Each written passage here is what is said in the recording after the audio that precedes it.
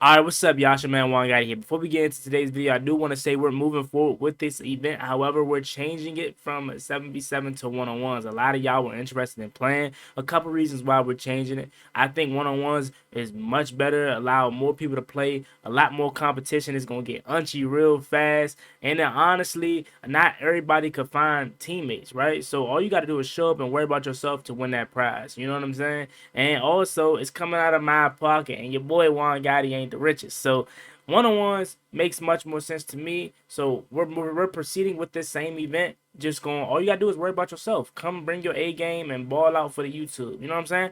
All right, let's get to today's video. So Washington Commanders running back Brian Robinson, he spoke on the last regime, and he talked about how they really weren't able to build any kind of connection or relationship. And I think he's speaking more specifically to Eric Bieniemy. You know, a lot of the people on the offensive side of the ball, and not to say that the defensive side of the ball didn't have a disconnect, but a lot of the issues seem to come from the offensive side of the ball last year. Remember, Terry McLaurin even came out, and it's rare for Terry to come out and really say anything. Terry came out and said that it felt like he was running cardio at times. So a lot of the people that had the issues was with the offensive side of the ball. You could see Sam Howell's demeanor on the sideline sometimes, even though a lot of people prided him and praised him on not showing no emotion. You could tell vividly that he was upset at times, and Eric Bieniemy just wasn't a good fit, right? But I want to read this article to you guys, and then I'll discuss my opinion more further on this thing here with Brian Robinson. So let's go ahead and get to it. All right, so it says Brian Robinson Jr. rips previous commander staff. This was a topic discussed by running back Brian Robinson Jr. during his media availability at OTAs. The players highlighted the glaring disconnect between the players and Rivera's staff last season during their spiral to the number 2 overall selection in the 2024 NFL Draft. All right, he says this is Brian Robinson. I quote, I think it's best, it's been great, not just for me, but for everybody to adjust to this coaching staff. They've been so good with just how they connect with us, the conversations we've had, and the type of conversations we had during the meetings. It's just building the connection that we probably just didn't do beforehand. We just did have the coaching staff. We just didn't have the coaching staff that we felt like we could build comfortable relationships with. So we could take that relationship from the meeting room to the practice field to the game field. So I feel like we've been getting the jump start on that. On jump start on that right now, thanks to Coach Dan Quinn, just allowing us to be more of a team, and that's helping us get off to a good start. So um, you continue to go down here, and it says it's not exactly breaking news, but it is a sign of how things spiral quickly. Once Rivera lost the locker room, players can only take so much of the same time, same thing, if their opinions aren't being heard and their distance between themselves and the coaches. It is a recipe for disaster. It wasn't easy for Rivera. Let's get things straight. The respected coach knew he was living on a borrowed time from the moment Josh Hurst and ownership group wrestled the Commanders away from Dan Snyder.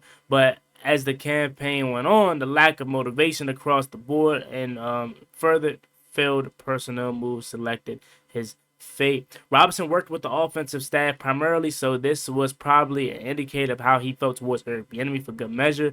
The offensive coordinator harsh coaching methods did not go down well with most. It's not suited to modern day professional players, so the merge never looked like a success after being such a turbulent start. Football and life in general is all about relationships. Star today needs to feel part of something, or stars today needs to feel a part of something.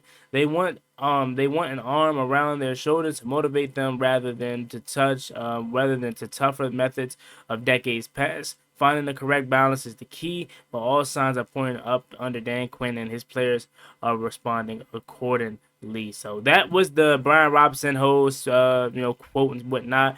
And again, it definitely isn't no surprise. We seen it, spiral, from firsthand. Remember in OTAs or training camp last year, people were, talking about how hard the practices was, and then Ron Rivera wasn't supposed to let it out to the public, but he did. So that created a whole, a whole issue in itself. And look, again, I'm all for hard practices, and I'm pretty sure they are too. But when these hard practices tend to relate to 4 and 13 seasons, who's going to continue to want to put their body through all of that? Again, I think you look at it like this from our perspective in the regular world. You know what I'm saying? You want to have a relationship with your boss where you feel comfortable enough to speak to them without feeling downgraded, feeling like you're going to be belittled and stuff like that. And maybe that's what these players felt. A lot of them did not. A lot of those guys didn't feel comfortable enough to talk to Eric Bieniemy and this coaching staff because they didn't have the relationship or they didn't have the confidence or comfortability enough to want to speak with them. You know what I'm saying?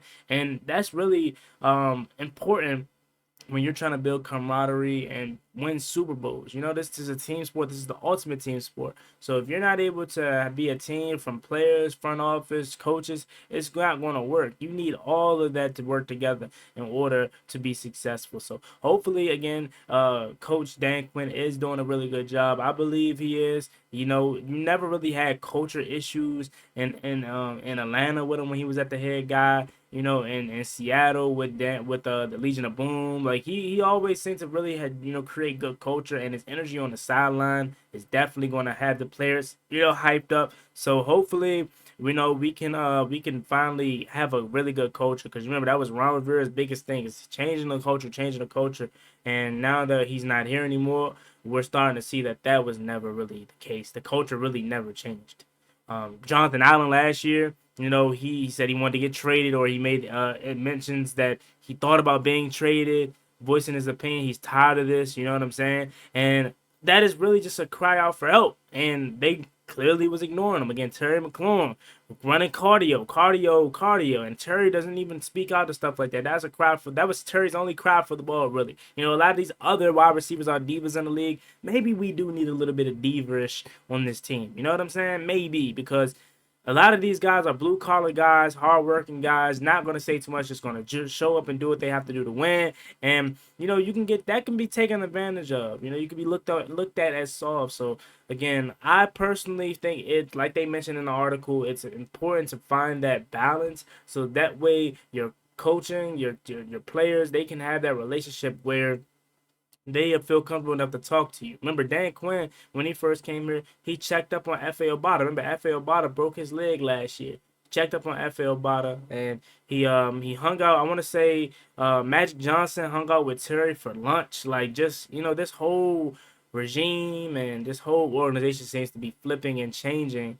And this is the real new start, because there's no more Ron Rivera. Ron Rivera was a dance not a hire. This is Josh Harris's first and hopefully only hire for a long time, and it looks like things are off to a good start. I'm excited for this year. I'm excited for this summer. I'm excited for this one-on-one event that we got coming up July 13th. I'm still in the process of looking for fields. I'm probably going to do it in PG County, probably Friendly High School or something like that, maybe RFK, but I probably have to reserve RFK field sites. We're still in the process of putting everything together, but stay with me. This event will happen, and we're going to be turning up for the summer. All right, Josh, your man Juan Gotti. Y'all have a blessed one. Stay safe. Be easy. Peace. Let's rock out with the intro. I ain't played, so we're going to play the intro and the outro. See y'all later. Peace. How I feel?